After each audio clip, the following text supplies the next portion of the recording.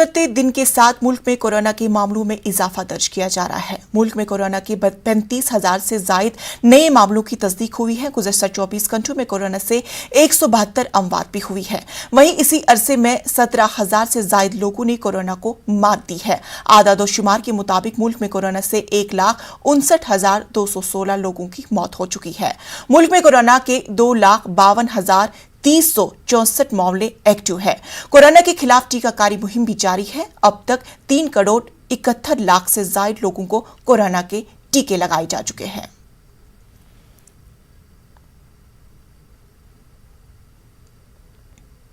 तेलंगाना में सरकारी और रेजिडेंशियल स्कूलों में कोरोना के बढ़ते केसेस की वजह से हुकूमत ने 8वीं जमात तक के क्लासेस को बंद करने का फैसला किया है।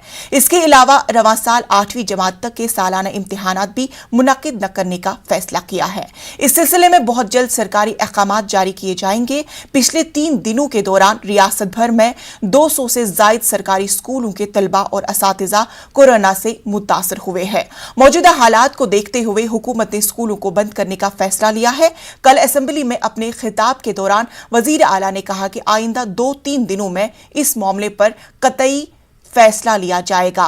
वाज़ेह रहे कि छठी, 7वीं और 8वीं जमातों में 14,34,000 से जायद तलबा ज़ैर तालीम है।